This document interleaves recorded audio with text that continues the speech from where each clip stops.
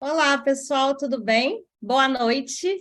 Estou muito feliz de estar aqui de volta com vocês. Eu sou Sabrina Chagas, sou oncologista clínica da Oncologia DOR, e eu acho que boa parte que está assistindo já sabe que eu e Fabiana, nossa fisioterapeuta maravilhosa, maravilhinda, todo mês a gente organiza eventos para pacientes na Oncologia DOR. E a gente está alternando eventos presenciais e eventos online. O último evento que a gente teve foi presencial no Outubro Rosa, lá no Le Monde, na Barra, na nossa unidade da Barra. Foi a coisa mais linda do planeta. Então, recomendo a todos que fiquem atentos, porque a gente sempre está avisando. A gente gosta quando vocês enviam sugestões, comentários, sugestões até de palestrantes, de temas. Então, fiquem à vontade. E hoje, Novembro Azul, a gente não podia também deixar de trazer um evento especial para vocês. A gente tentou pensar em alguma coisa diferente, a gente acha fundamental, e é fundamental falar do câncer de próstata, mas a gente traz uma história de superação no final. Então, aguardem, vocês vão gostar. E aí eu vou passar, primeiro agradecer aos palestrantes, mas antes disso eu vou passar a palavra para a Fabi, minha amiga querida. Boa noite a todos, obrigada, Sabrina. Gostaria de agradecer a presença de todos em mais um evento. Acho que daqui a pouco a gente está completando 10 anos de evento, se Deus quiser. E hoje a gente vai falar, como a Sabrina mesmo disse, sobre o Novembro Azul. Vamos focar na prevenção, no diagnóstico. Temos convidados maravilhosos e muito importantes para falar desse tema, que é o nosso oncologista, Dr. Vinícius Freire, o urologista, Dr. Daibes Rachid, e também a presença do Paulo Marsalo, atleta, professor de jiu-jitsu e ex-paciente também, que vai contar para a gente a história dele. Então, para começar, eu gostaria de chamar o Dr. Vinícius Freire para falar um pouco para a gente sobre o diagnóstico do câncer de próstata, da importância desse mês de conscientização. Vinícius, é com você e muito obrigada pela presença. Olá, boa noite a todos. Quero agradecer o convite da Fabiana, da Sabrina, agradecer também a oportunidade de trocar experiências aí com o Daibes, o Paulo, todos os pacientes e pessoas que estão compartilhando conosco aqui essa apresentação. Vou colocar aqui a minha tela, vou compartilhar. Isso. Se puder só me confirmar se vocês estão conseguindo ver direitinho a tela. Tá perfeito. Ok, tá ótimo. Então tá. Então, a gente vai falar hoje um pouquinho sobre o Novembro Azul, né? E falar sobre Novembro Azul é uma questão de responsabilidade social, né? Historicamente, os homens eles têm o hábito de se cuidar menos, né, do que as mulheres, talvez aí por uma questão patriarcal, do homem provedor. Isso historicamente faz com que o homem não tenha esse cuidado, né? Isso tem mudado muito, né? Principalmente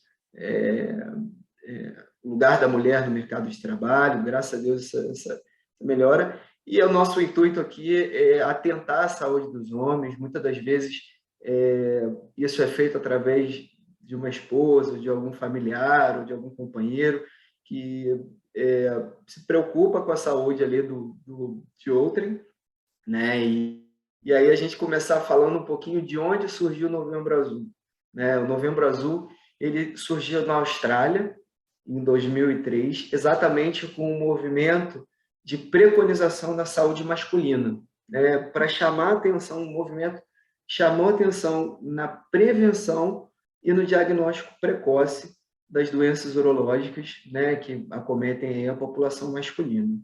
E quando eu comecei a minha fala, falei sobre consciência social. A gente está nesse encontro aqui na Oncologia DOR, e uma das nossas responsabilidades, além da assistência, né, é o ensino e a conscientização. E a gente falar um pouquinho, né, o que é a próstata? A gente ouve falar muito, mas quando a gente esmiuça, às vezes é uma dúvida muito grande sobre qual é a real função desse órgão, né? A próstata é uma glândula, né, masculina, que ela fica localizada na parte inferior do abdômen. É um órgão bem pequeno, ele tem um formato de uma maçã, mas o tamanho aproximadamente de uma noz, né? Fica localizado imediatamente abaixo da bexiga, e mais à frente a gente vai falar um pouquinho sobre sinais e sintomas. E dos sintomas, né, são as queixas urinárias, então é pela localização dessa glândula, e ela fica à frente do reto. Por isso, muitas das vezes a gente ouve falar sobre o toque retal, né? A função da próstata é uma função reprodutora, né? Ela tem ali a função de produção do sêmen, que na verdade é o líquido que vai ajudar na motilidade dos espermatozoides e vai ter a função aí reprodutora no homem.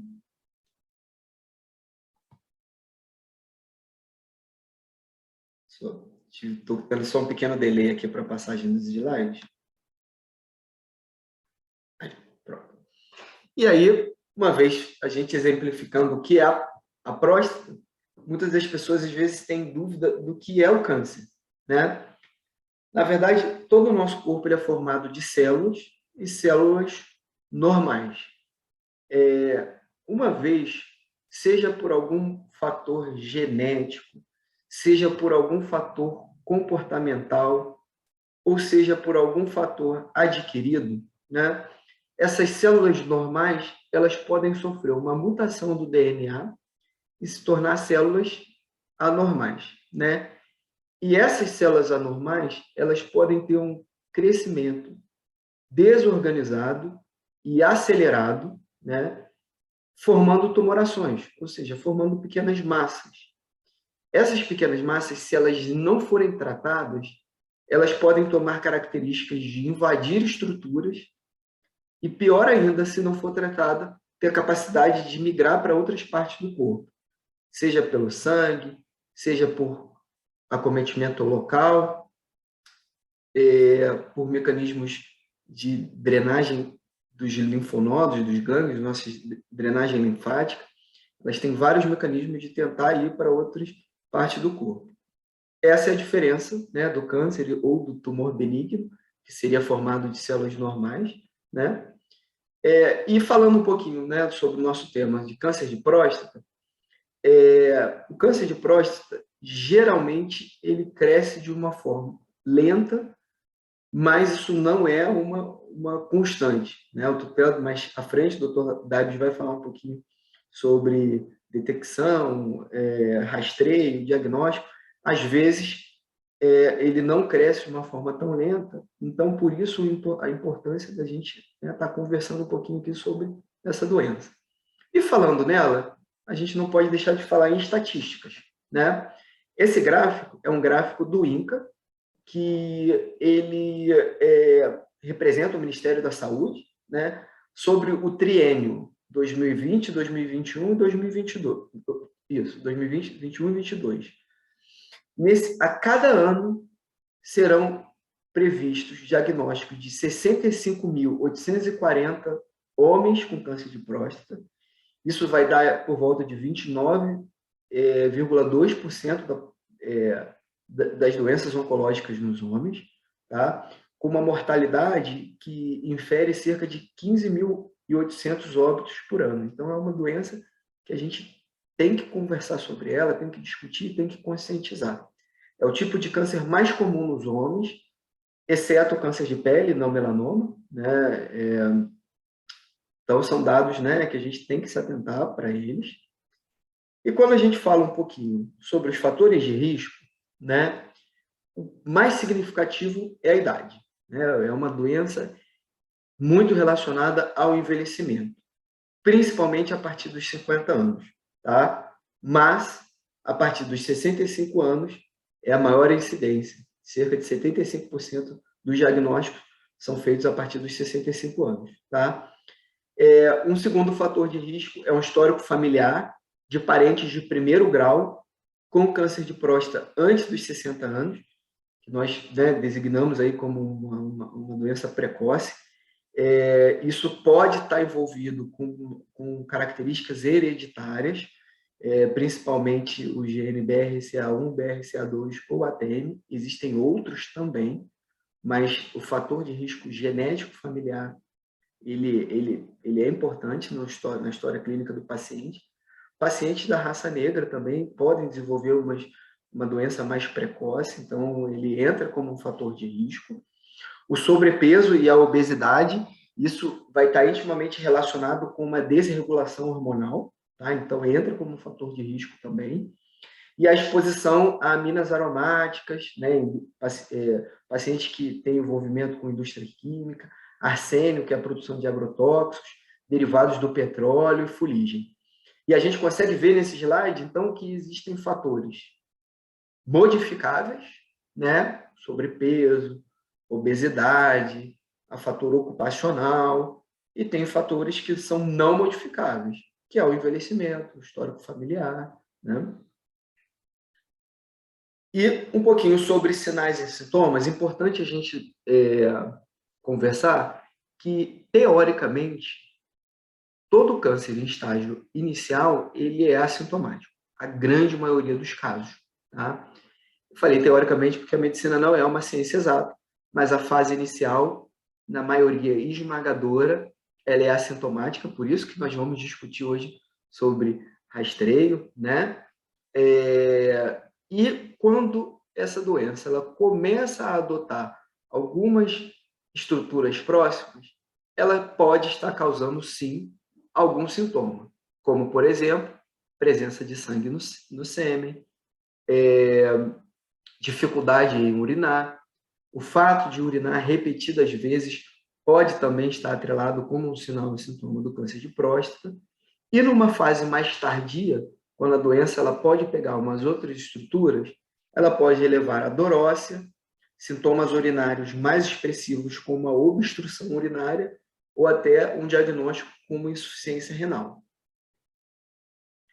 E aí fica a pergunta: bom, conheço uma pessoa que tem essas alterações. Todas essas alterações que o doutor falou são perigosas? São câncer de próstata? São alto risco para câncer de próstata? A resposta é não, né? É muito comum o aumento da próstata com o envelhecimento do homem.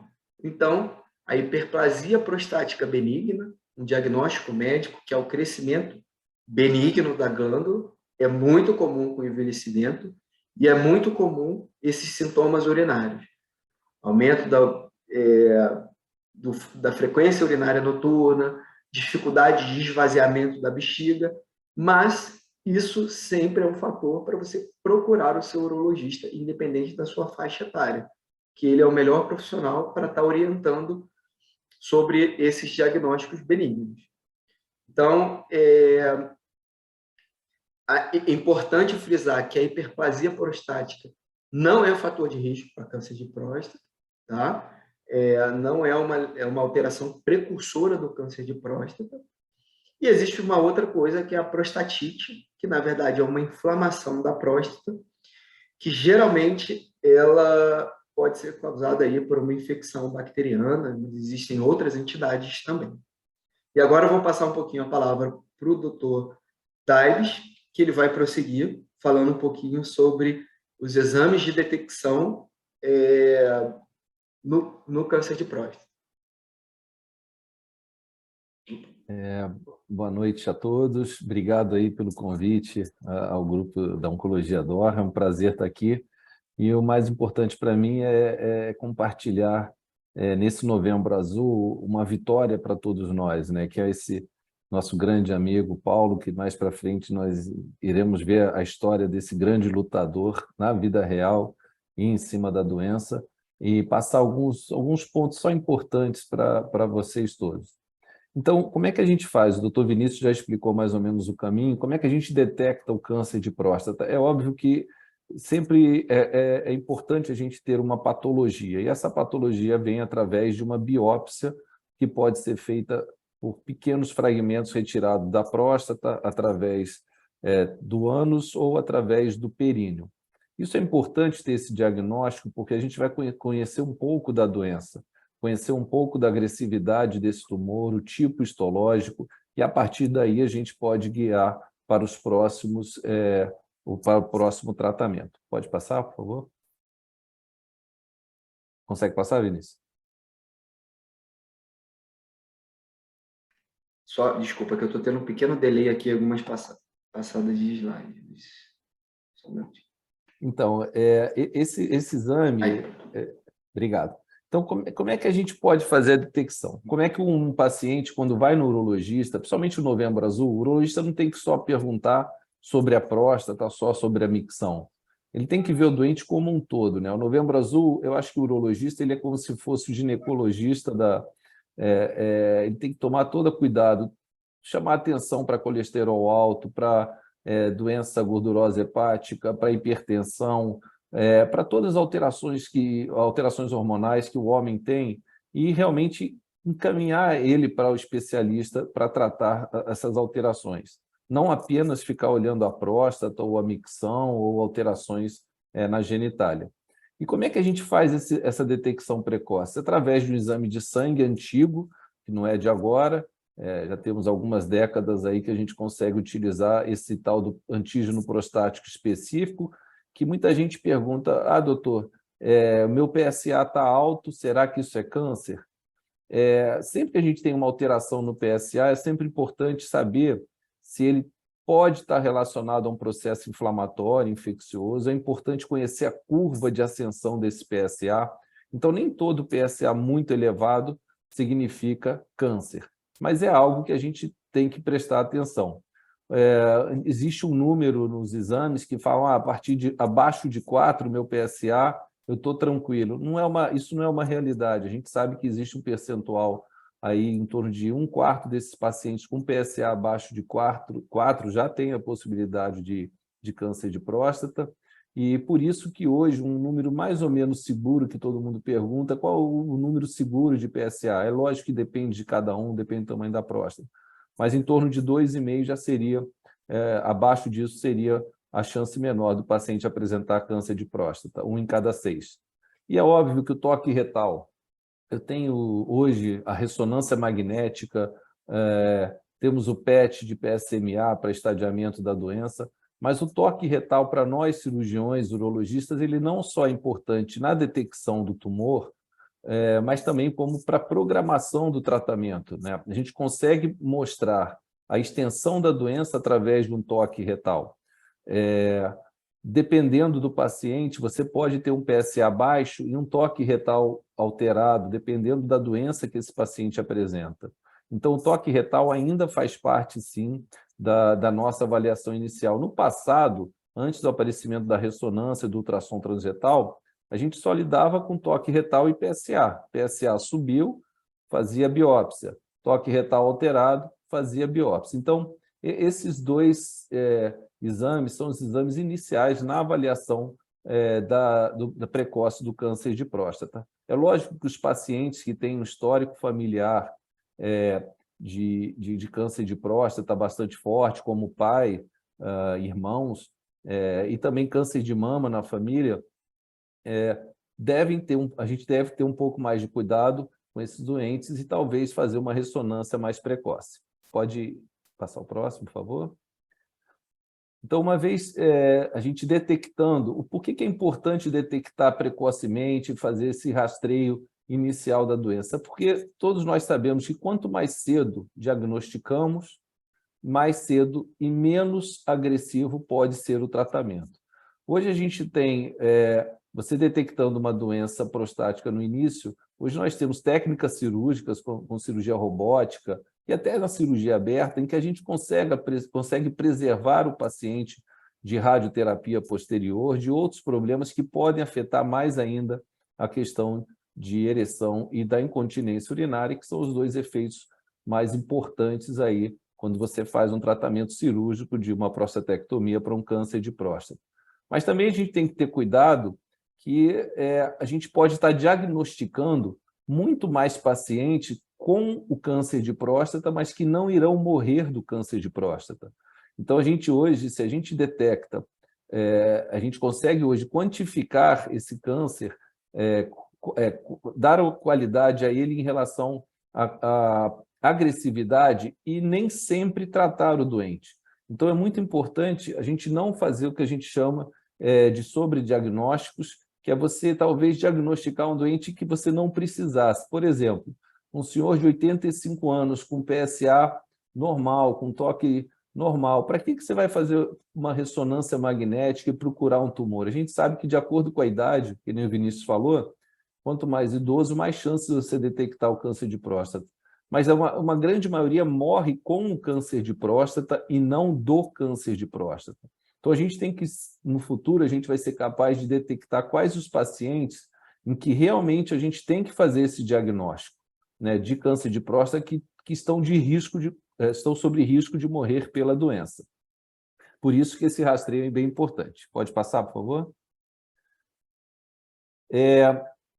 Aí, geralmente, as pessoas falam, qual é a idade? Eu tenho 40 anos, tenho 60, quando que eu começo? Né? Eu acho que isso é muito importante, você ter a noção do que é uma avaliação de uma população específica, se é um paciente privado, se é um paciente de saúde pública, se é um paciente que vem pesquisar sobre a próstata ou não, se é um paciente que tem um histórico de câncer de próstata ou mama na família. E é óbvio que assim, a gente não vai nunca negar um exame de próstata para um paciente em que ele vem perguntar sobre isso. A gente tem que conversar com eles antes, e geralmente acima de 45 anos, 40, 45 anos, a gente já deve começar a fazer essa pesquisa, principalmente se eles tiverem antecedente de pai, ou tio, ou irmão com câncer de próstata. Né? Então, isso é muito individual, não existe assim, fiz 50 anos, eu preciso fazer, mas tem muita gente hoje, a gente tem detectado cada vez câncer de próstata em pacientes mais jovens, né? Então, eu acredito que a partir de 40 anos a gente já pode fazer um examezinho de PSA, já ter uma curva para a população normal, e para o paciente que tem um histórico familiar talvez bem forte, talvez até antes, com 35. A gente sabe que hoje a parte genética familiar, que a gente consegue detectar algumas mutações, a gente consegue talvez pesquisar melhor nesses pacientes suscetíveis a ter um tumor por uma característica familiar importante aí, mais precocemente. Pode passar?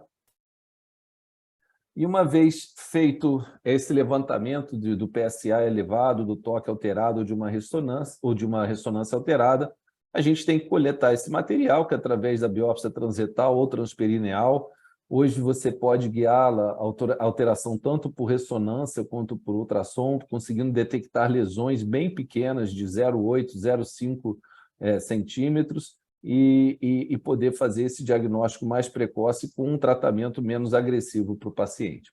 Pode passar?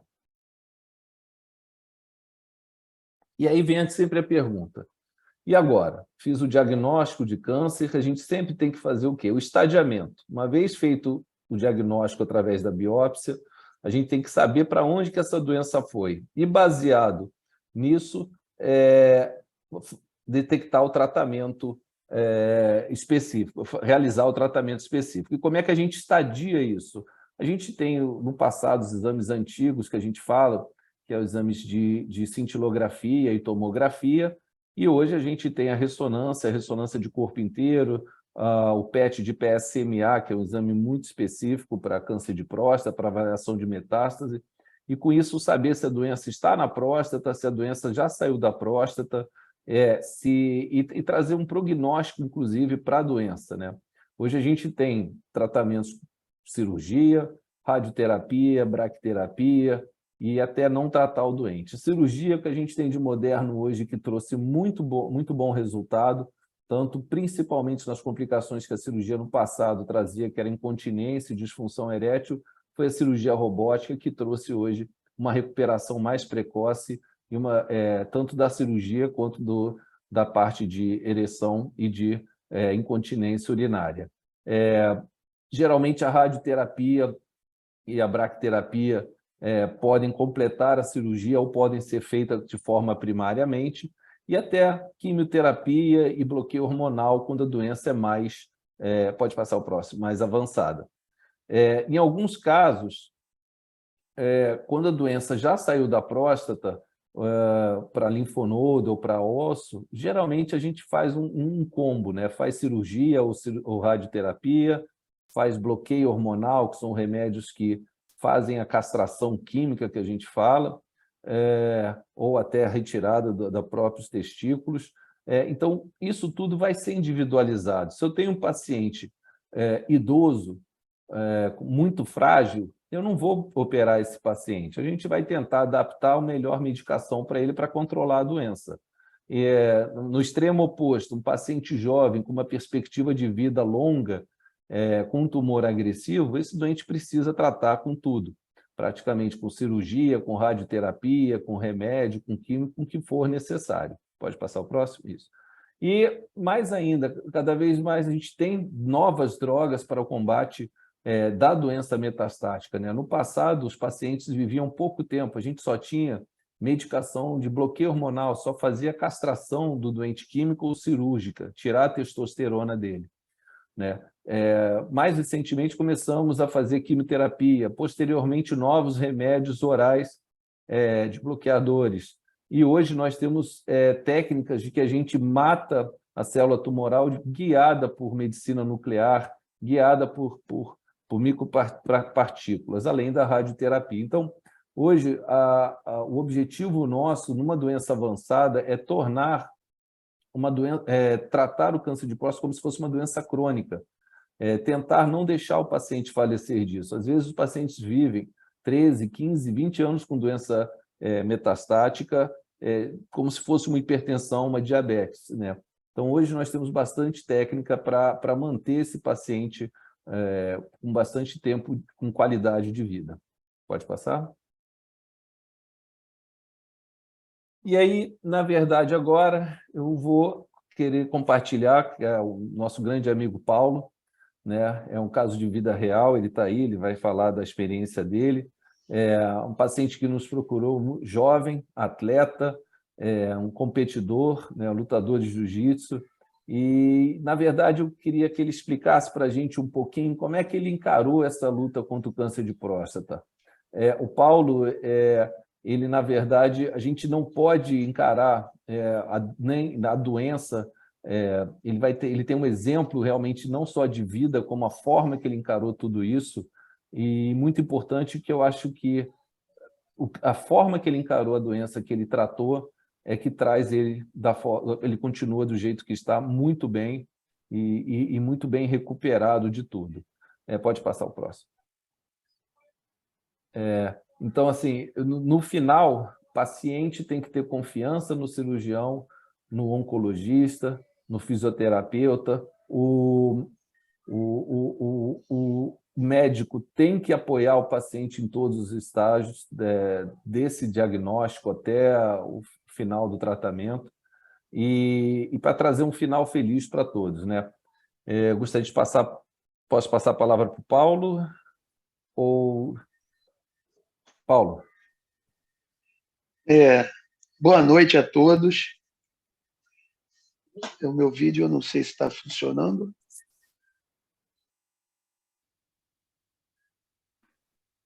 Está funcionando sim, Paulo. Alô? Tá escutando, Paulo. Assim. Já está. Meu vídeo está funcionando? Vocês estão me vendo? Estamos sim. Sim, perfeito. Primeiramente, eu gostaria de agradecer a todos pelo convite. Eu me sinto muito honrado e muito grato de ter a oportunidade de propagar um pouco a minha história, que é uma história, assim, não é simples, ela é muito complexa com relação ao que envolve, né? Eu tenho todo um histórico assim de esporte. Eu pratico esporte, posso dizer, uma vida inteira, desde os 4, 5 anos de idade, que eu me lembro. eu comecei a me inteirar com o surf, com 10 anos com as artes marciais e nunca mais parei. E a minha vida inteira, desde os 15 anos, comecei a me preocupar com a minha alimentação, porque eu consegui me enxergar que isso fazia parte, né, de uma vida saudável, de uma vida plena e de uma vida longa. E quando eu descobri, né, que eu estava doente, eu fui parar num pronto-socorro. Eu sempre fazia meus exames, né, de check-up, rotina, com uma rotina frequente.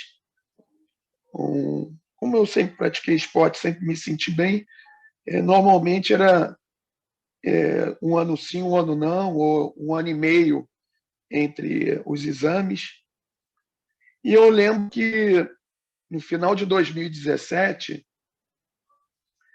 acho que em novembro ou dezembro, eu fiz um check-up assim, eu acho que o melhor que eu já fiz na minha vida no Procardio, um outro hospital, em Botafogo, e foi o melhor exame que eu fiz na minha vida. E eu sabia que depois desse exame eu ia ficar uns 2 anos, porque deu tudo certo. Inclusive, eu até me esforcei fisicamente, corri 22 minutos, inclinação máxima, umas loucuras de pessoas que se colocam à prova, né? Peguei canelite e tudo mais, né? As loucuras. E virou o ano, eu tive um aborrecimento emocional na minha vida particular, eu senti uma pequena dor no peito e fui parar na emergência. Por incrível que pareça, eu fiquei de 10 da noite a 10 da manhã. Eu fiz em torno de 8 exames de sangue, porque a dor era tremenda num determinado momento. Nem tramal, quem entende assim de medicamento sabe que tramal é um medicamento super forte. Nem tramal estava dando jeito na dor que eu sentia. E por volta de umas 10 horas, a dor passou. Pela primeira vez na minha vida, me entregaram todos os meus exames imediatamente da emergência. Eu peguei e fui embora com meu enteado da emergência. Eu moro no Recreio dos Bandeirantes, no Rio de Janeiro, e eu fui para a Barra da Tijuca para a emergência. E no caminho do retorno, eu, como um bom curioso que sou sobre as minhas coisas, eu comecei a olhar os meus exames. E eu vi o PCA alto. Aí aquilo me preocupou. Um PCA de 11,2, esse é um número muito emblemático para mim, 11,2. E eu fiquei preocupado.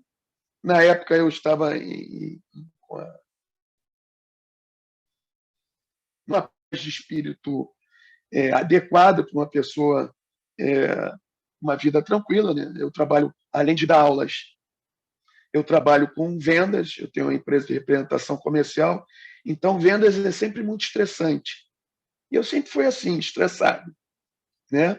Eu sempre tive comprometimento em prover minha família. E quando eu olhei aquilo, eu já comecei a ficar nervoso. E como sempre acompanhei a minha saúde, me desculpe ser detalhista em alguns momentos, porque eu acho que é válido, porque eu contando essa história algumas vezes, as pessoas se identificaram com isso. Eu percebi que, de uma hora para outra, estava tudo diferente de 2 meses atrás. Eu cheguei, passou pela minha cabeça que eu poderia estar com câncer. Comecei a conversar com alguns amigos médicos da própria academia que eu treino.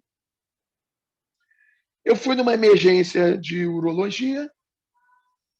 Ele não me examinou, não pediu exame nenhum e me passou um anti-inflamatório, falou que eu deveria estar com a prostatite naquele momento. Ele pediu para eu me medicar durante 30 dias. Eu fiquei desconfiado, continuei com as minhas procuras com os meus amigos o que fazer. E um grande amigo meu, o Fábio Oliveira, que é amigo em comum, o Dr. Daibes. O Dr. Daibes. Aí eu fui lá no consultório dele. Ele falou que o que tinham me prescrito procedia, era correto, para eu tomar um mês, que provavelmente iria baixar o meu PSA. Após um mês, ele me deu um exame de sangue, o Dr. Daibes. Eu fiz o exame de sangue e, por incrível que pareça, não baixou nada, muito pelo contrário. O meu exame de 11,2 foi para 15,8. Aí eu fiquei realmente nervoso. Eu não sei porquê, tem a questão de pensar positivo, negativo, mas enfim. Na hora eu tive certeza que eu estava com câncer. Na hora. Não foi, eu não tive nem a oportunidade de ser negativo ou ser positivo em meus pensamentos. Eu fui assim, muito racional. Eu analisei os números e tirei aquela conclusão leiga de que eu estava doente. Voltei ao doutor Daibes. Ele realmente se impressionou com o nível do PSA e me passou uma ressonância magnética. Como ele falou anteriormente, existe um protocolo, né, para a gente andar com relação à prevenção, com relação à pesquisa e com relação ao tratamento em si. Então, eu entrei no segundo módulo após a prevenção, que é você ficar fazendo os exames da pesquisa. Fiz lá a ressonância magnética, ficou pronto, eu levei para o doutor Daibes e eu fiquei meio assustado com o que eu vi também. Eu não me considero uma pessoa assim de baixa inteligência, humildemente falando. Eu consegui analisar, eu li um pouco, perguntei um pouco, e eu vi que a minha situação era uma situação preocupante demais. Quando eu apresentei para o doutor Daibes, obviamente, com zelo, com o paciente que estava vindo procurar por uma questão importante, ele não demonstrou assim, muita preocupação e me encaminhou para fazer uma biópsia. Fui eu fazer a biópsia, aí obviamente, eu percebi que o meu estado estava avançando com relação à pesquisa, eu vi que realmente havia até uma certa urgência de saber as coisas, e eu fiz a biópsia. Incrivelmente, no dia 13, uma sexta-feira 13, eu tenho dessas coisas na minha vida, né? Datas emblemáticas, então não podia ser diferente. A vaga que eu consegui foi numa sexta-feira 13. Fiz a minha biópsia, peguei ela, o resultado, eu não me contive, a minha irmã é veterinária, minha irmã Xana, mandei para ela assim, se confidencializou para mim, né? Eu pedi para não avisar o resto da família, mas ela falou: meu irmão, realmente você está com câncer. E aí eu levei para o Daibes, e o Daibes realmente aí teve a confirmação que eu estava com câncer.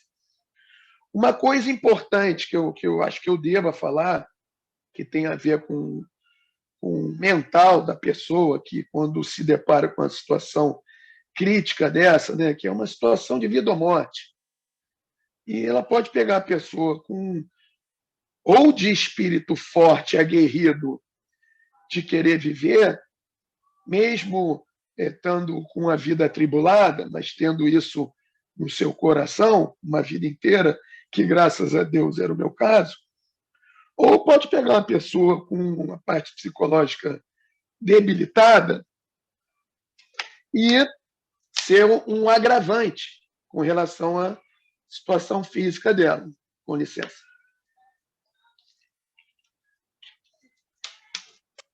Quando eu recebi a minha marcação e fui fazer a minha biópsia, eu conversei primeiro com o anestesista e eu já estava de avental, sentado na poltrona lá esperando, e a médica que ia fazer a biópsia chegou. Eu estava a uns 3 metros dele e ela não percebeu minha presença e conversou direto com o anestesista. Eu fiz a biópsia via reto, como o próprio doutor explanou possibilidades, né? E quando o anestesista apresentou minha ressonância para a médica, ela falou um tremendo de um palavrão e ficou com cara de assustada.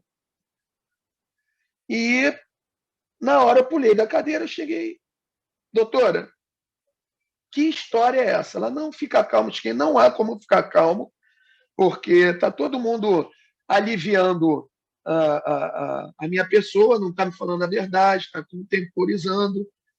Se a senhora realmente não me falar a verdade, eu não sei o que eu posso fazer aqui. Agora eu quero saber a minha verdade.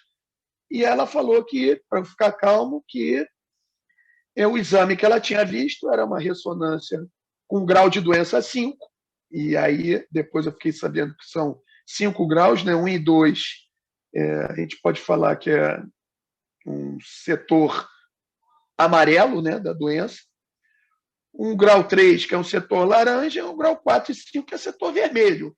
É realmente preocupante. E ela falou que parecia que estava analisando uma próstata de uma pessoa de 70, 80 anos, realmente com pouca expectativa de vida. Aquilo ali me deixou chocado. Mas ela, eu, graças a Deus, estive na mão de muitos profissionais bons e humanos, que eu acho importante dizer isso, que as pessoas dizem muito que os médicos não têm coração. Eu discordo plenamente. Fiz aqui o Dr. Daibs, um grande amigo que eu tenho hoje em dia, e alguns outros amigos, por conta da minha doença. Então, eu discordo aqui plenamente disso. Mas, voltando, ela teve um carinho tremendo e ela me acalmou e falou que ela pensou que iria fazer um tipo de biópsia e falou que ia fazer a melhor biópsia da vida dela, que eu me acalmasse. E, dito e feito, foi feito. E começamos, assim, a planejar a minha operação. Vale falar que, após conversar com o Daibs, apresentando minha biópsia e tudo mais, eu, como sou adepto assim, de comida natural, desde muito cedo, eu sou uma pessoa de extrema fé, eu sou uma pessoa de muita fé, muita mesmo. Eu faço sempre questão de falar isso. E eu comecei também, paralelamente, a fazer as minhas curas, né, entre aspas, mentais, espirituais, da natureza também. Eu usei muita natureza, chás, frutas, enfim. E não vem ao caso aqui, que eu também não sou nenhum especialista, e também cada caso é um caso. Eu digo por mim. Tá? E, aliado a tudo que o Dr. Daibs ia me orientando, e eu cada vez mais eu ficava tranquilo com relação ao tratamento que o Dr. Daibs me dava, eu realmente tinha certeza que eu estava nas melhores mãos possíveis, certeza. E como eu sou capricorniano e eu gosto de ter certeza muito das coisas, e eu fui orientado a isso, eu fui em 2 grandes médicos de grandes redes para eu ter uma segunda e uma terceira avaliação. Não que eu desconfiasse da orientação do Dr. Daibs, mas que eu queria realmente ter certeza de tudo que eu estava fazendo, tendo em vista que tratava-se da minha vida. e antes de qualquer vida, de qualquer pessoa que eu ame, a mais importante é a minha. Então, eu fui lá fazer. Eu fui num médico renomado, na Barra da Tijuca. Obviamente, não dei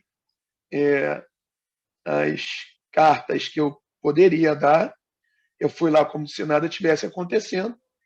Fiz todos os exames novamente, de toque, tudo mais, sangue, papapá.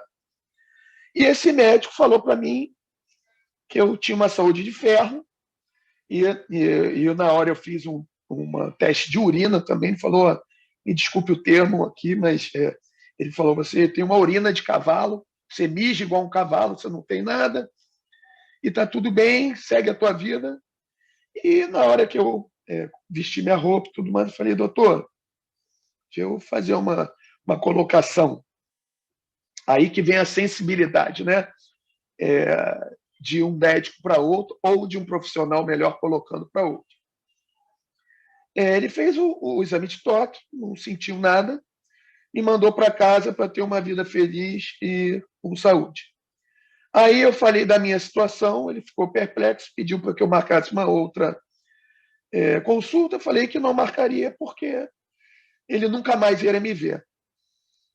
Eu disse isso por quê? Porque quando eu fui visitar o Dr. Daibs, ele fez um exame de toque em mim, nós retornamos lá para continuar conversando.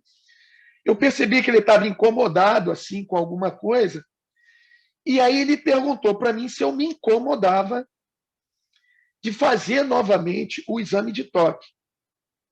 Como foi falado anteriormente,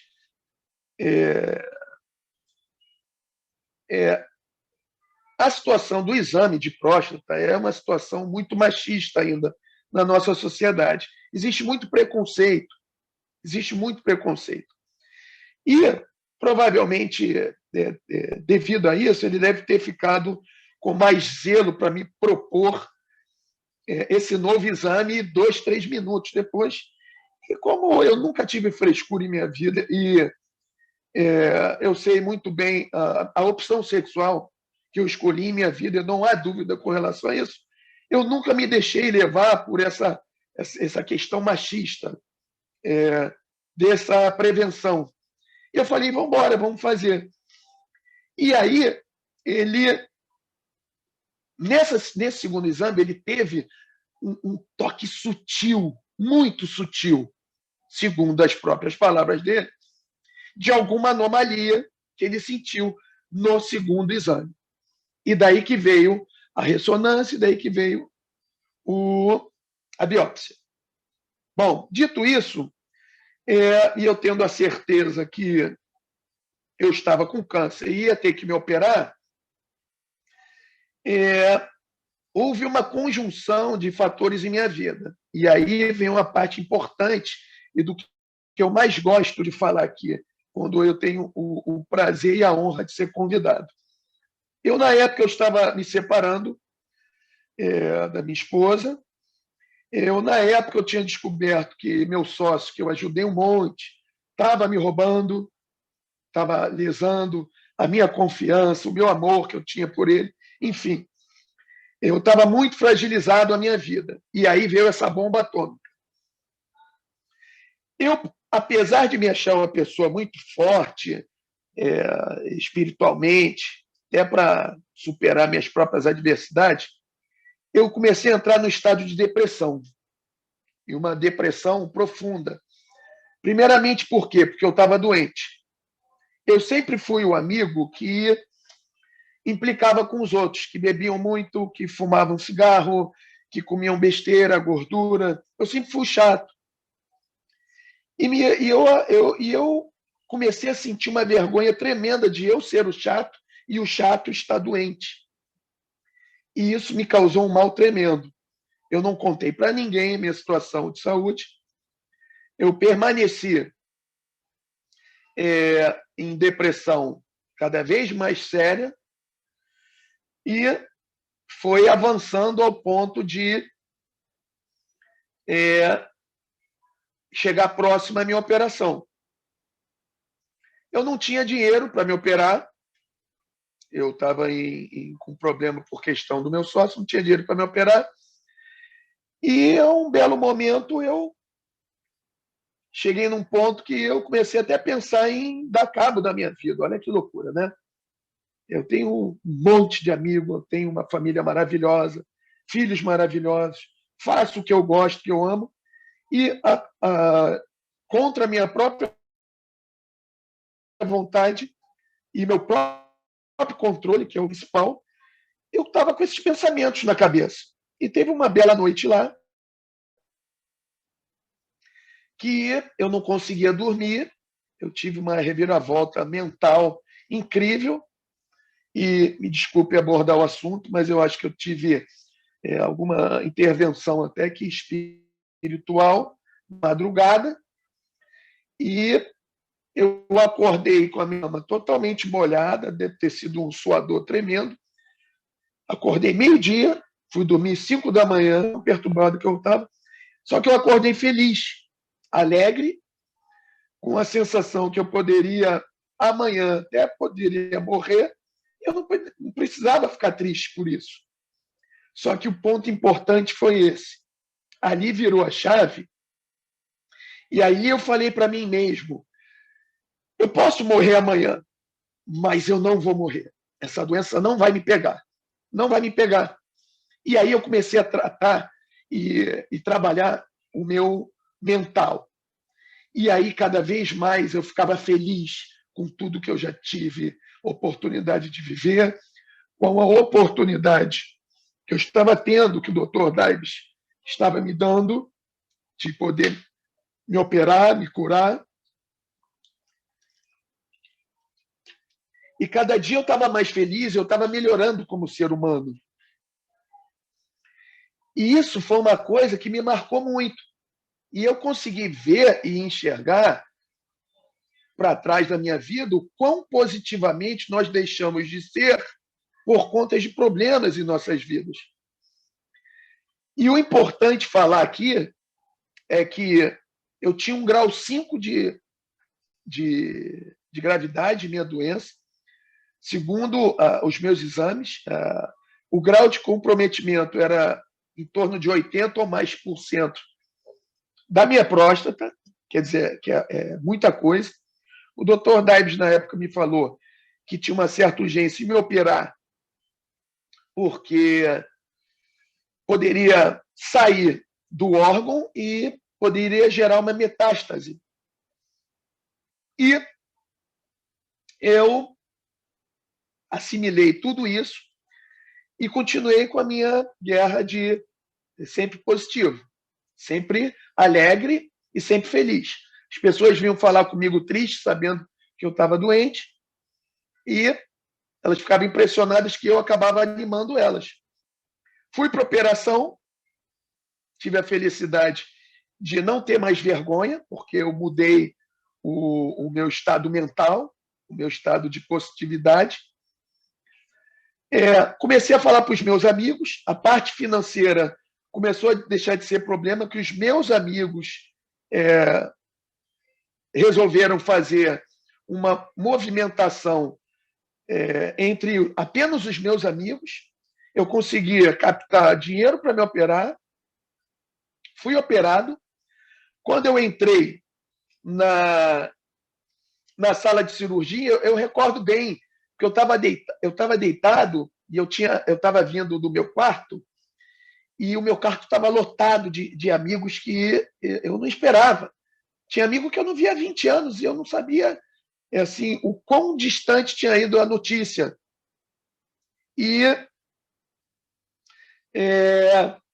quando eu entrei na maca, alguém da equipe do Dr. Daibes falou: fica calmo, que agora você está sob nossos cuidados. Aí eu olhei para a pessoa e eu lembro de ter falado: não, eu estou calmo, eu estou bem calmo na realidade.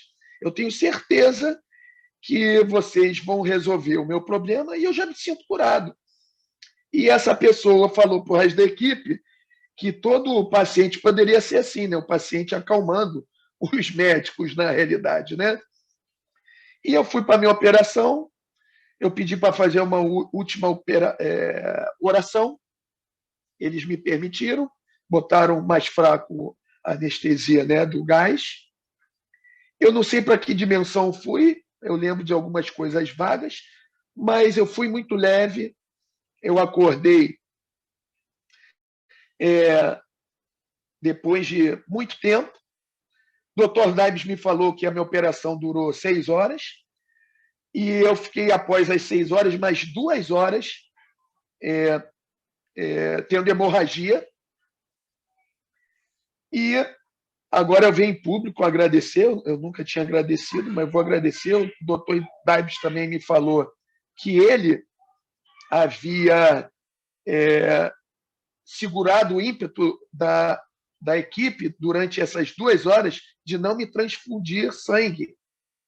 Ele confiava na minha capacidade física, na minha estrutura, que eu não precisaria, e graças a Deus eu não precisei. Não que eu não quisesse receber sangue de ninguém, muito pelo contrário, isso é um gesto de amor das pessoas, mas é uma coisa que me fez mais forte a minha recuperação. E, após isso, minha vida foi ficando normal, eu fui me recuperando, e uma coisa que também eu tinha um certo pudor para comentar, hoje em dia eu sei que eu ajudo as pessoas, então eu não tenho mais pudor, não tenho mais vergonha de comentar.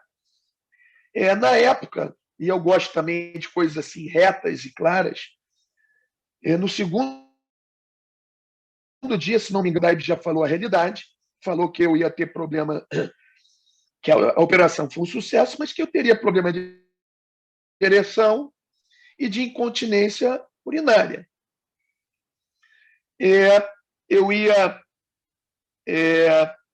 Eu, como não podia me privar, eu perguntei, problema de ereção como? Óbvio que na minha parte masculina, a minha virilidade ficou exacerbada. Eu cheguei, não que isso importasse de alguma coisa, porque nesse meu novo Paulo, eu já estava feliz de estar vivo.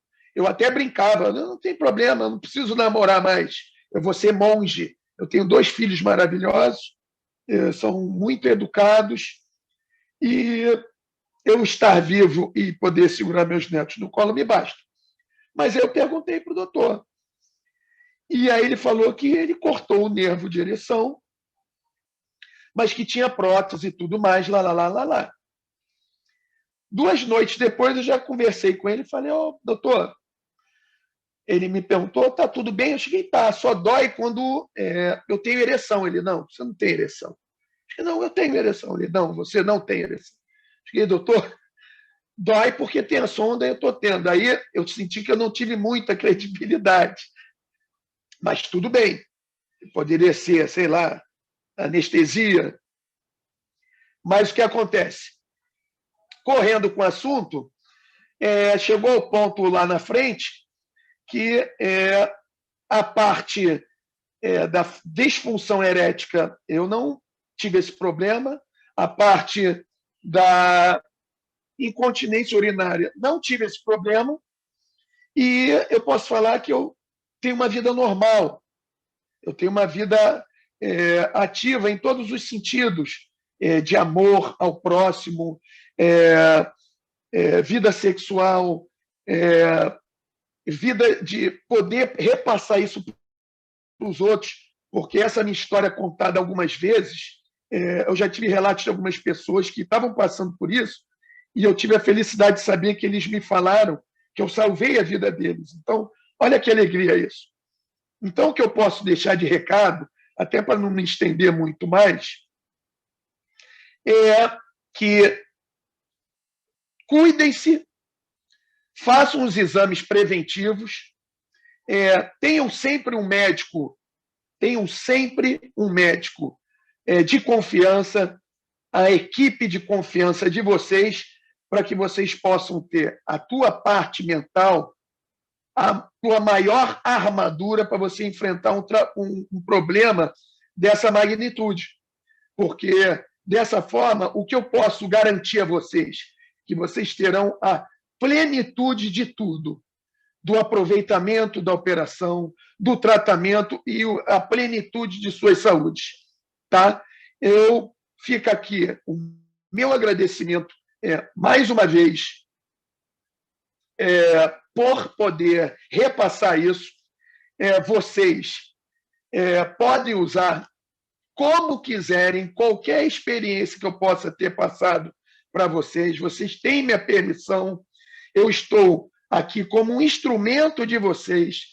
Se vocês precisarem de mim, de qualquer coisa possível que eu possa me ajudar, eu sinto que agora a minha missão nessa vida é ajudar, não só na parte da câncer de próstata, na parte de não ter mais preconceito com relação aos exames, que isso é muito importante, que homens têm preconceito. É besteira isso.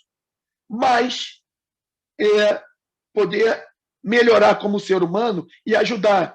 Você me desculpem o traje, eu estou aqui com eu estou de kimono, eu estou no projeto social que eu consegui elaborar,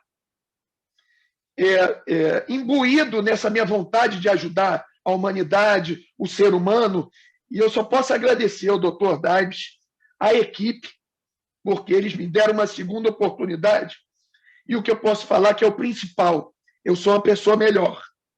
Eu sou uma pessoa melhor. Eu encaro a vida melhor. E eu tenho essa gratidão. Essa situação de eu poder repassar, eu acho que eu sou um mero instrumento.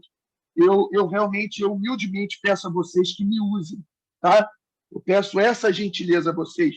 Me usem o quanto for necessário, que vocês terão um amigo, um ex-paciente, eu gostei do ex-paciente, um ex-paciente feliz, porque isso me dá vontade de viver, de ajudar, de participar dessas oportunidades maravilhosas. Eu tenho muita gratidão pelo convite. Muito obrigado. Desculpe se eu me estendi demais um pouco, mas tiveram alguns pontos que eu achava que eu não deveria me furtar a dizer. Tá ok? Obrigado mais uma vez. Gratidão enorme. Parabéns, Paulo. Muito bom.